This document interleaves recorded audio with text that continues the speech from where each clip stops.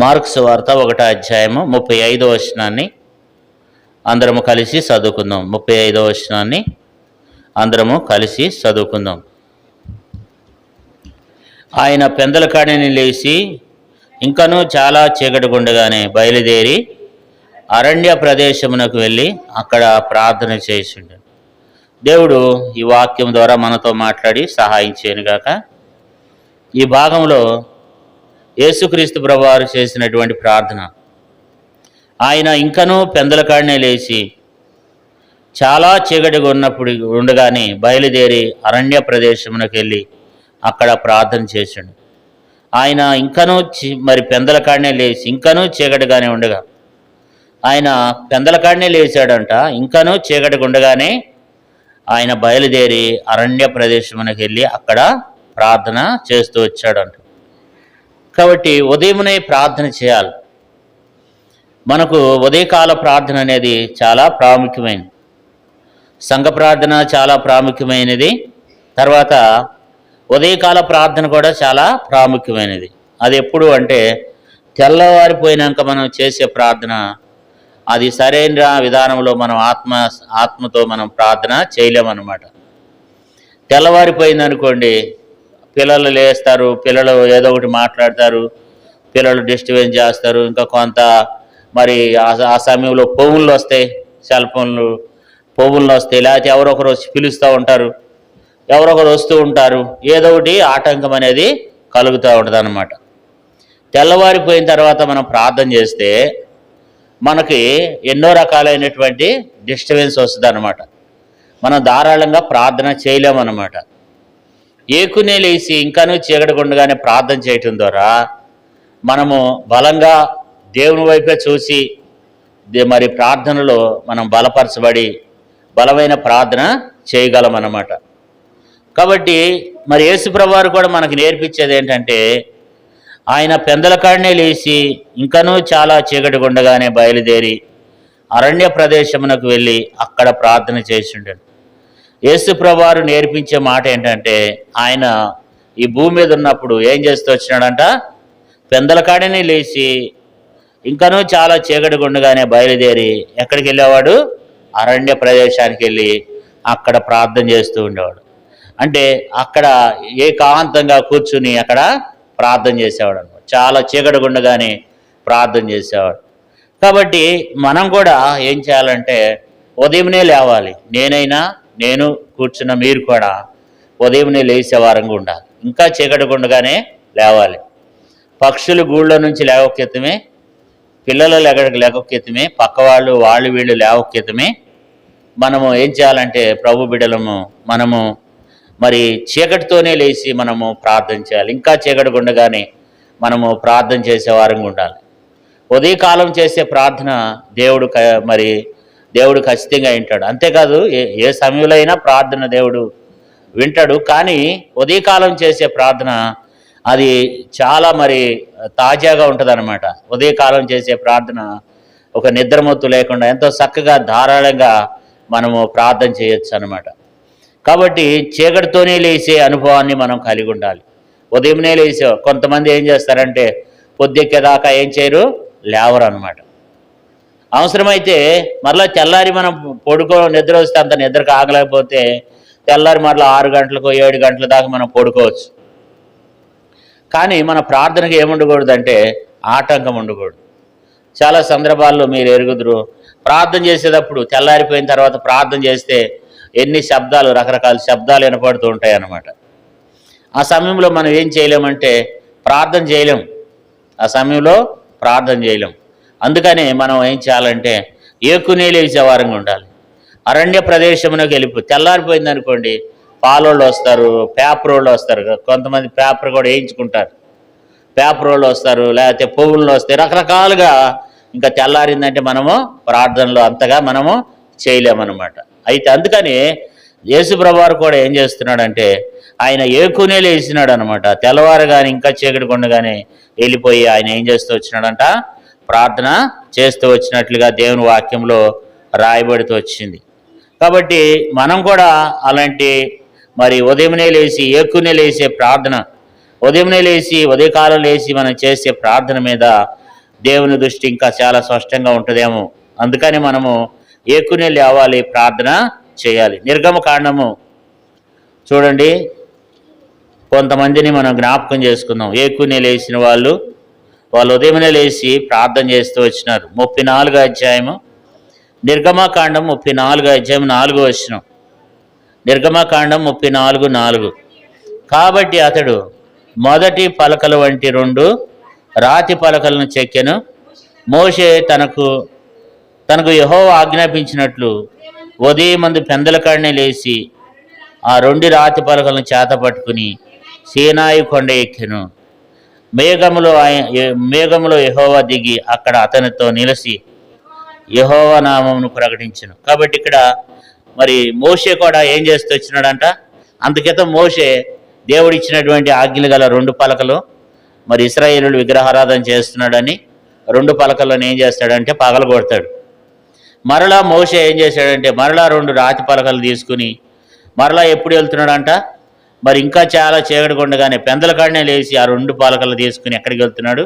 సీనాయి కొండ మీదకి వెళ్ళాడు అనమాట. అంటే మరి ఇంకానూ చీకటి కొండగానే ప్రభువును కలుసుకోవడానికి, ప్రభుతో మాట్లాడటానికి మోషే ఏం చేస్తూ వచ్చినాడంటే మరి పెందల కాడనే లేచి ఏం చేశాడంట?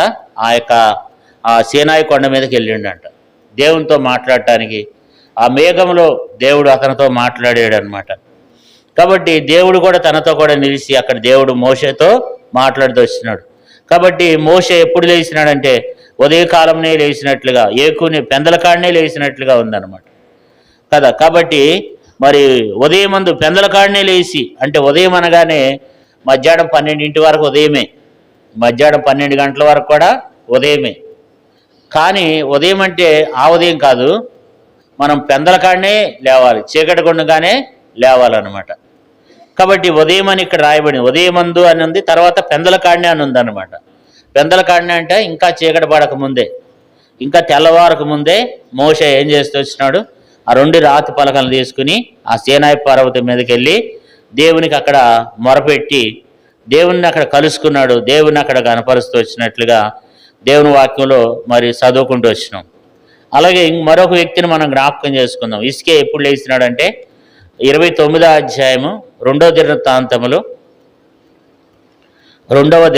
దినవృత్తాంతములు. ఇస్కే బలర్పించడానికి ఎప్పుడు లేచాడంట? 2వ దినవృత్తాంతములు 29వ అధ్యాయము 2వ దినవృత్తాంతములు 29వ అధ్యాయం 20వ వచనం.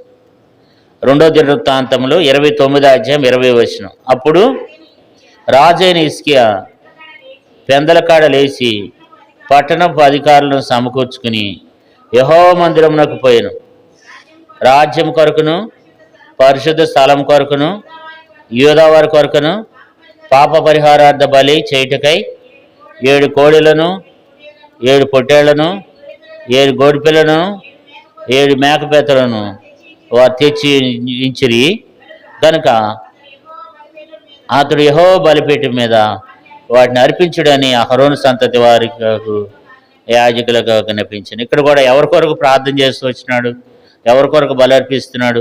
20వ వచనంలో అప్పుడు రాజు అయిన ఇస్కియా పెందలకాడనే లేచి, కాబట్టి పెందలకాడ లేచి పట్టణపు అధికారులను సమకూర్చుకుని యెహోవా మందిరమునకు, దేవుని మందిరానికి ఎప్పుడు వెళ్ళాడంట? పెందలకాడనే వెళ్ళిపోయినాడంట.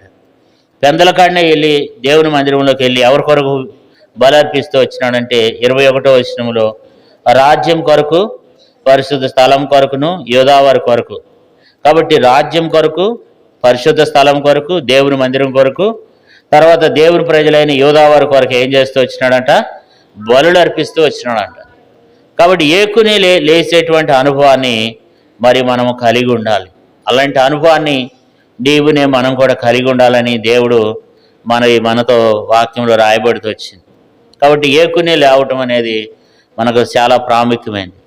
మరి నూతన నిబంధనలో మనం చూసినట్లయితే యోహాను సువార్త 20వ అధ్యాయం 1వ వచనంలో ఆదివారం ఇంకనూ చీకటి కొండగానే, చూడండి ఒక మాట చదువుకుందాం.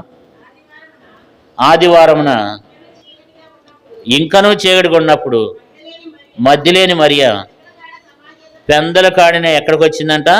సమాధి వద్దకు వచ్చిందంట. అంటే యేసు ప్రభువారిని చూడాలంటే ఎప్పుడు వచ్చిందామే? పెందల కాడినే వచ్చింది. ఆదివారమున ఇంకనూ చీకటి కొన్నప్పుడు మధ్యలేని మరియయు పెందలకాడ సమాధి వద్దకు వచ్చి సమాధి మీద ఉండిన రాయి తీయబడి ఉంటా చూశాను. అంటే ఉదయం యేసుప్రభువుని చూడగలిగింది ఆమె.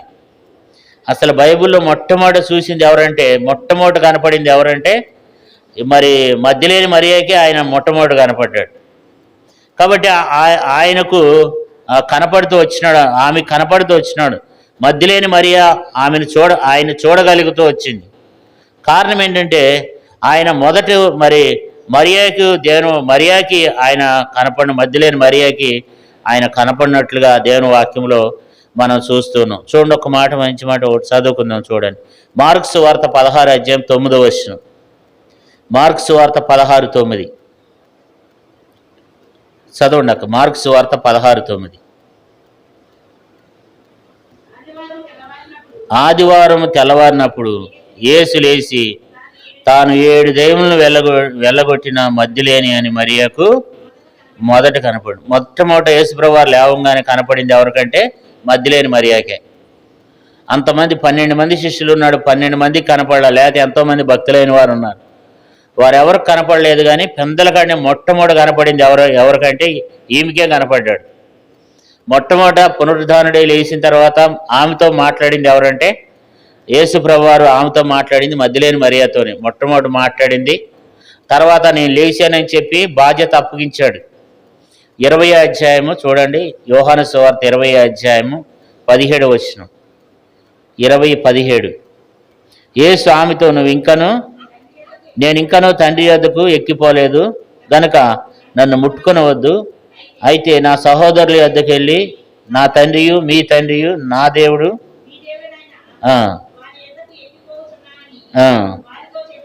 కాబట్టి ఆమె ఏం చెప్పినాడంటే నేను లేచానని చెప్పి మీరు వెళ్ళి చెప్పండి అని చెప్పి ఆమెకు చెప్పినాడు. మొట్టమొదట మరి ఆమెతోనే యేసుప్రభువు ఆమెతోనే మాట్లాడుతూ వచ్చినాడు.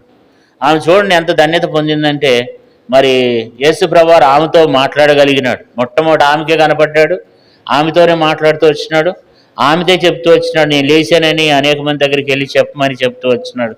కాబట్టి ఆమె మరి ఎంతో గొప్ప ధన్యత పొందిందనమాట. కాబట్టి అందుకనే ఆమె ఉదయమనే లేచిందంట. చాలాసార్లు మనము ఆదివారం నాడు ఎప్పుడు లేస్తాం? ఆదివారం మనం లేచేసరికి ఒకసారి 7-8 దాకా కూడా పడుకుంటారు కొంతమంది. అప్పుడు లేచి చల్లగా మెల్లగా స్నానం చేసి ఎప్పటికో బయలుదేరి ఆరాధన వర్తమానం అయిపోయిన తర్వాత వస్తూ ఉంటాం మనం. కానీ మధ్యలేని మరి ఎప్పుడు లేచిందంట? ఇంకానూ చీకటిగుండగానే మరి ఆమె ఎక్కడికి వచ్చిందంటే సమాధి వద్దకు వచ్చిందంట. కాబట్టి యేసుప్రభువుని చూడాలనే ఆశ, యేసుప్రభు దగ్గరికి వెళ్ళాలనే ఆశ. కాబట్టి మరి అందుకని మనం కూడా ఏం చేయాలంటే ఏకునే లేచే అనుభవాన్ని కలిగి ఉండాలి. ఏకునే లేచే అనుభవాన్ని కలిగి ఉండాలి. అందుకని యేసుప్రభువు ఎప్పుడు లేచినాడంట? మార్కు సువార్త 1:35 యేసుప్రభువు ఎప్పుడు లేచినాడు? ఇంకాను చీకటిగుండగానే. మార్కు సువార్త 1:35 ఆయన పెందలకాడనే లేచి ఇంకనూ చాలా చీకటిగుండగానే బయలుదేరి అరణ్య ప్రదేశమునకు వెళ్ళి అక్కడ ప్రార్థన చేసి ఇంకనూ చీకటిగుండగానే. అంటే మనం కూడా అట్లా ఏకునే లేచే అనుభవాన్ని మనం కలిగి ఉండాలి. ఇప్పుడు మనం బైబిల్లో 4 వ్యక్తులను చూస్తూ వచ్చినాం. యేసుప్రభువు ఉదయంనే లేస్తూ వచ్చినాడు, చీకటితోనే లేచాడు. మోషే కూడా నిర్గమకాండం 34:4 ఇంకాను చీకటితోనే పెందలకాడనే లేచినట్లుగా షేనాయి పర్వతం మీదకి వెళ్ళినట్లుగా చూస్తున్నాం. హిజ్కియా కూడా మరి పెందలకాడనే లేచి మరి రాజ్యం కొరకు అలాగే పరిశుద్ధ స్థలం కొరకు యూదావారి కొరకు ఏం చేస్తూ వచ్చినాడంట? పాప పరిహార బలి అర్పిస్తూ వచ్చినాడు అనమాట. కాబట్టి అలాంటి అనుభవాన్ని మనం కలిగి ఉండాలి. మధ్యలేని మరియ కూడా ఇంకానూ చీకటిగుండగానే లేచి వెళ్ళింది. యేసుప్రభువు, మోషే, హిజ్కియా, మధ్యలేని మరియ. దావీదు కూడా ఏమంటాడంటే 119వ కీర్తనలో దావీదు ఎప్పుడు లేస్తాడంట? 119వ కీర్తన. అక్కడ చాలా దావీదు ఒక విషయాన్ని చెప్తాడు. 119వ కీర్తన 147వ వచనం చదవండి. 147వ వచనం. తెల్లవారక మునిపే మొరపెట్టి తిని నీ మాటల మీద నేను ఆశ పెట్టుకుని ఉన్నాను. ఎప్పుడు మొరపెట్టాడంట? తెల్లవారక మునిపే. ఇంకా తెల్లవారలేదంట. తెల్లవారక మునిపే నీకు మొరపెట్టి తిని, ఇంకా చీకటి ఇడిపోకముందే నీకు మొరపెట్టి తిని కదా. అందుకనే ఈ 147వ వచనంలో మరి దావీదు అంటాడు తెల్లవారక మునిపే నీకు మొరపెట్టి తిని నీ మాటల మీద నేను ఆశ పెట్టుకున్నాను. కాబట్టి తెల్లవారక ముందే మొరపెట్టినట, ఉదయమునే మొరపెట్టినట. ఇంకా తెల్లవారలేదు, ఇంకా చీకటి పోలేదు, ఇంకా ఆకాశ పక్షులు లేవలేదు, ఇంకా పశువులు లేవలేదు, ఎటువంటి డిస్టర్బెన్స్ ఎక్కడ కూడా లేదు. అంతా చీకటిగా ఉంది, నిశ్శబ్దంగా ఉంది. ఆ సమయంలో దావీదు లేచిండట. అప్పుడు ఏం చేస్తున్నాడు? అప్పుడు లేచి ప్రార్థన చేస్తున్నాడు అంట. అందుకని ఏమంటాడంటే తెల్లవారకు మునిపే మరి నేను లేచాను అంటాడు. కాబట్టి తెల్లవారకు మునిపే. అంతేకాదు 5వ కీర్తన 3వ వచనం చదవండి. 5వ కీర్తనల గ్రంథం 5:3.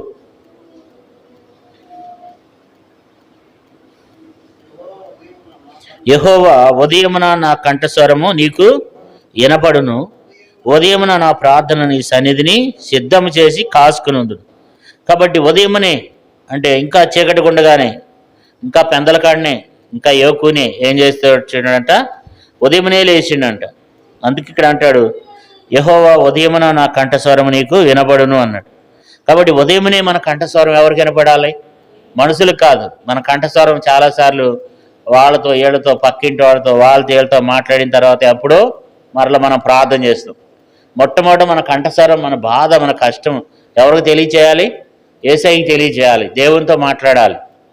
దావీదు కూడా అదే అంటాడు. ఉదయమున ఏం చేస్తున్నాడంట?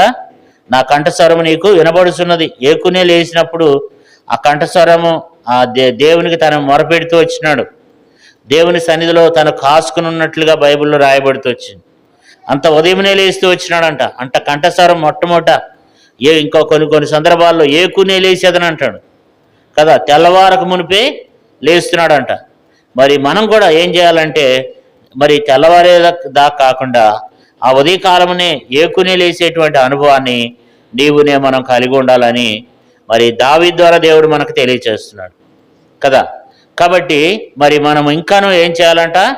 మరి మనము ప్రార్థన చేసేవారంగా ఉండాలి. ప్రార్థనతో దేవుణ్ణి మరి బతిమాలాడుతూ ఉండాలన్నమాట. ఇప్పుడు మరి ఇంతమంది వీళ్ళంతా కూడా ఏం చేస్తూ వచ్చినారంటే వీళ్ళందరూ ప్రార్థన చేస్తూ వచ్చినారు. చాలామంది మరి మనకు బాగా తెలుసు, యోబు గ్రంథం 1వ అధ్యాయం 5వ వచనంలో యోబు ఏం చేస్తూ వస్తున్నాడంట? అరుణోదయంలో లేచి, యోబు గ్రంథం 1వ అధ్యాయం 5వ వచనం, యోబు అరుణోదయం లేచి 10 మంది పిల్లల కొరకు ఏం చేస్తూ వచ్చినాడంట?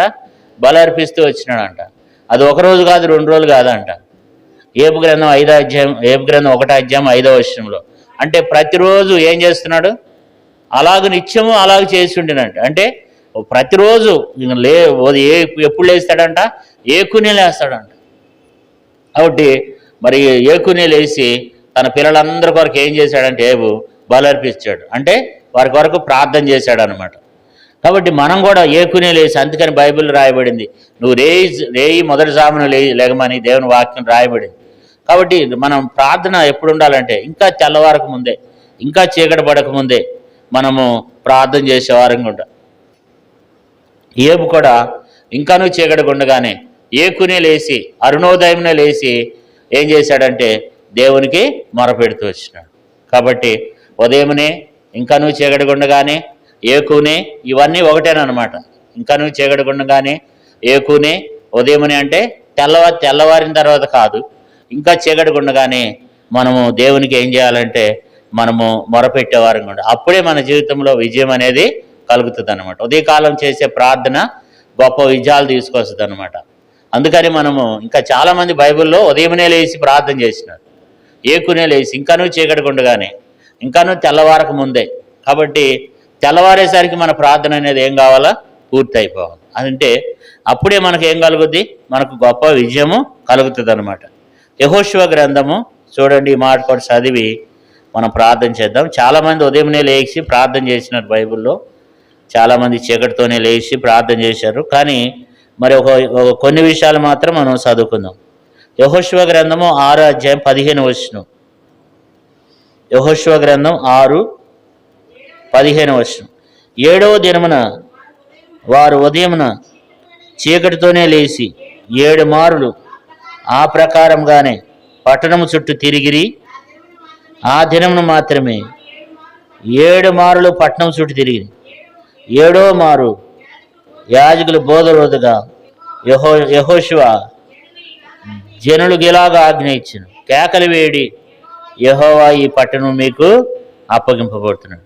యెరికో పట్టణం చుట్టూ తిరగటానికి యెహోషువ వారిని ఏకుని లేవనెత్తినప్పుడు వారు ఉదయంనే లేచి వారు ఏం చేస్తూ వచ్చినారంట, ఇంకా చీకటి ఉండగానే ఆ పట్టణం చుట్టూ తిరగాలి. తెల్లారిపోయినా కుదరదు, తెల్లవారితే కుదరదు, కానీ తెల్లవారక ముందే చీకటి ఉండగానే వాళ్ళు ఏం చేస్తూ వచ్చినారంట, ఆ పట్టణం చుట్టూ తిరుగుతూ వచ్చినారంట. 7వ దినమందు వారు ఉదయంనే చీకటితోనే లేచి 7 మార్లు ఆ ప్రకారంగానే ఆ పట్టణం చుట్టూ తిరిగి, ఆ దినమున మాత్రమే వారు 7 మార్లు పట్టణం చుట్టూ తిరిగి, కాబట్టి ఉదయమునే లేచారు, చీకటితోనే లేచారు.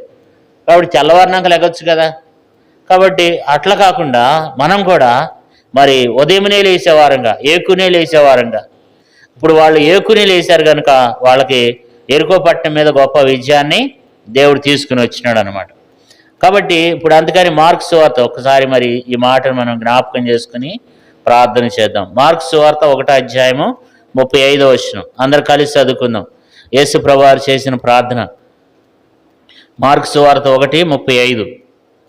మార్కు సువార్త 1వ అధ్యాయం 35వ వచనం అందరు కలిసి చదువుకుందాం.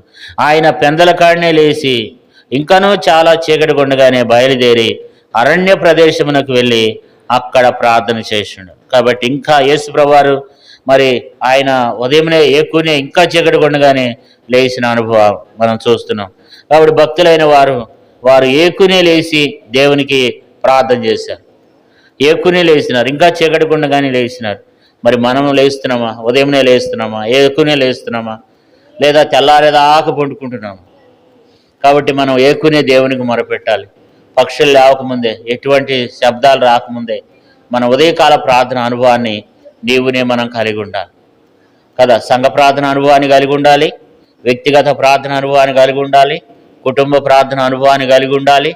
తర్వాత ఏకునే లేచి ప్రార్థన చేసే అనుభవాన్ని మనం కలిగి ఉండాలి. ఇప్పుడు వాళ్ళు ఏం చేస్తూ వచ్చినారు? ఏకునే లేచి ప్రార్థన చేస్తూ వచ్చినారు. యేసు ప్రభువారు, మోషే, తర్వాత హిజ్కియా, తర్వాత మద్దిలేని మరియా, దావీదు, ఏబు, తర్వాత ఇశ్రాయేలీలు, వీళ్ళంతా కూడా ఏం చేశారంటే ఏకునే ఇంకానూ చీకటి ఉండగానే లేచి దేవుని కలుసుకున్నారు. మరి నీవునే మనం కూడా దేవునితో మాట్లాడటానికి ఇంకానూ చీకటి ఉండగానే, ఇంకానూ తెల్లవారక ముందే మనం కూడా ఆ రీతిగా అట్టి అనుభవం గుండా మనం వెళ్ళాలని యేసు ప్రభువారు మనకు నేర్పిస్తున్నారు. భక్తులైన వారి జీవితాలను కూడా దేవుడు ఇక్కడ రాయబడుతూ వచ్చినాయి. మనం కూడా అలాంటి ప్రార్థన ఏకునే లేచి దేవునికి మొరపెట్టేవారంగా నీవునే మనం కలిగి ఉంటున్నామా? అలాంటి అనుభవం గుండా మనం వెళ్ళాలి. ఏకునే లేవటం అనేది మనం అలవాటు చేసుకోవాలి మన శరీరానికి. ఏకునే లేచి మనము ప్రార్థించేవారంగా, దేవునికి మొరపెట్టుకునే వారంగా, దేవుని దగ్గర విజ్ఞాపన చేసుకునే వారంగా, ప్రభువుని ఏకునే మనం కలుసుకునే వారంగా, ఉదయమునే మన కంఠస్వరం దేవునికి మొరపెట్టేవారంగా, తెల్లవారక మునిపే దావీదు అంటాడు, తెల్లవారక మునిపే మరి నేను నీకు మొరపెట్టుకుంటున్నాను అన్నాడు. కాబట్టి తెల్లవారక మునిపే మనం దేవునికి మొరపెట్టాలి, ప్రార్థన చేయాలన్నమాట. అలాంటి అనుభవంలో మనలను కూడా దేవుడు నడిపించును గాక. మనం కూడా ప్రార్థన చేద్దాం. ప్రభా, మేము కూడా ప్రతిరోజు కూడా ఏబు వలె నిత్యం అలాగుంటానికి, యేసు ప్రభా మీకు వలె మేము కూడా ఏకునే లేచేటు ఇంకానూ ఇంకా చీకటిగుండగానే లేచి ప్రార్థన చేసేటువంటి అనుభవాన్ని మాకు ప్రతిదినము దయచేయమని చెప్పి మనం ప్రార్థన చేయాలి. ఏం చేస్తూ వచ్చినాడంట? అరుణోదయం లేచి ఆ రీతిగా చేస్తూ వచ్చేవాడట. నిత్యము అలాగ చేసి ఉండేనాను అంటే ఉదయమునే ప్రతిరోజు అది దానికి ఆయన ఒక అలవాటు అయిపోయింది ఆయనకి. అట్లా నీవునే మనం కూడా మరి ఏకునే లేచేటువంటి అనుభవంలో దేవుడు మనకు తీసుకొచ్చేటట్లుగా, అది దేవుడే మనకు అలాంటి పురుగొలుపుని దేవుడు ఇచ్చేటట్లుగా మనం ప్రార్థన చేద్దాం. అలాంటి అనుభవం గుండా మనం వెళ్ళాలి, అలాంటి అనుభవం గుండా మనం లేచి మనం మొరపెట్టాలన్నమాట. కాబట్టి అలవాటు కావాలి మన శరీరానికి, ఏకునే లేచేది మన శరీరానికి అలవాటు కావాలన్నమాట. మనకు అలవాటు లేదనుకోండి, ఉదయకాలంలో లేవాలని అలారం పెట్టుకున్నా సరే మనకు అలవాటు లేకపోతే, మన శరీరం అలవాటు పడకపోతే మరలా లేచి కళ్ళు మూసుకుంటా మెల్లగా మరలా అలారం కట్టేసి మరలా నిద్రపోయే అనుభవాలు కూడా ఉంటాయి మన జీవితంలో. కాబట్టి అది మన శరీరానికి అలవాటు చేసుకుంటే, మన ఉదయకాలం లేవగానే మనకి ఏది అలవాటు ఉంటుంది? టీ అలవాటు ఉంటుంది, కొంతమంది కాఫీ అలవాటు ఉంటుంది, అట్లా మనం లేదా ఉదయం లేవగానే మరలా మనం టిఫిన్ చేసి అలవాటు ఉంటుంది. ఇట్లా మనం మన శరీరానికి కూడా ఏం చేయాలంటే ఉదయంనే లేచి అలవాటు చేయాలి. దాన్ని మనం చేసినప్పుడు అలారంతో పని ఉండదు. ఖచ్చితంగా 4 గంటలకు ఏమైంది, ఖచ్చితంగా మెలకు వస్తుంది అనమాట. అట్టి అనుభవంలో నీ మన శరీరాన్ని ఏం చేయాలంటే అలవాటు చేయాలన్నమాట. ఆయన యేసుప్రభువు వారి గురించి ఒక మంచి మాట ఉంటుంది. ఆయన వాడుక చొప్పున ఒలివల కొండకి వెళ్ళేవాడు. అంటే మనం కూడా ప్రార్థన చేయడానికి ఒక వాడిక అనేది మనం చేయాలన్నమాట. అంటే వాడిక అంటే అర్థం ఏంటి? మనం ఇప్పుడు వెళ్ళేటప్పుడు బంటి మీదకి వెళ్ళాలనుకోండి, వెళ్ళేటప్పుడు ఎట్లా వెళ్తాం? వెళ్ళేటప్పుడు ఎడం చేతి వైపు వెళ్తాం, మళ్ళీ వచ్చేటప్పుడు కూడా ఎడం చేతి వైపే వస్తాం. అది వాడిక అయిపోద్ది. అట్లా ప్రతి విషయంలో కూడా మనం మన రోజువారి పనుల్లో మనం ఎట్లా వాడిక ఏ రీతిగా అయితే కొన్ని మనం వాడిక కలిగి ఉంటాం, అట్లాంటి వాడిక మనం ఏం చేయాలంటే మనం కలిగి ఉండాలి అన్నమాట. అలాంటి అనుభవాన్ని మనం కలిగి ఉన్నప్పుడు దేవుడు ఆ రీతిగా మనల్ని బలపరుస్తూ ఉంటాడు. అట్టి అనుభవం గుండా మనం వెళ్ళాలి. అట్లా లేవటానికి మనం ప్రయత్నం చేయాలి. అట్టి అనుభవంలోనికి మనం రావాలి. అలాంటి అనుభవంలోనికి దేవుడు మనలను తీసుకొచ్చి భక్తుల జీవితాలు మరి 7గురిని మన జ్ఞాపకం చేస్తూ వచ్చినాడు. వాళ్ళందరి వలె మనం కూడా ఏకుని లేసే వారంగా దేవునికి మొరపెట్టే బిడ్డలంగా మనం ఉందాం. ప్రార్థన చేద్దాం. ఈ వారం